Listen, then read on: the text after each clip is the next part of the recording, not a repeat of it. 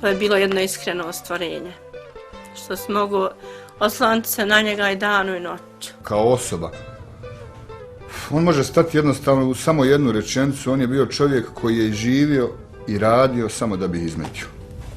To mu je bio osnovni cilj u životu i tako je završio svoj životni put. Ja Safta to cijenim i zna da uči, što je poginuo ko vođa, razumiješ? Mogu se tu kad slari reći ljudi, ajde to ti ne, sjeo na čelu autobusa, poginuo ko vojnik pravi. To je za mene heroj. Safet zbilja jest istinski bio, to je čovjek iz naroda. Ovo što Esed kaže, to je to. Isto ko što nas nije ostavio za vrijeme udbi, a neki jesu. Safete druže, Safete brate, halal ti bilo jaranstvo moje, a sve što skupa prošli smo lijepog, dobar je dio zasluge tvoje.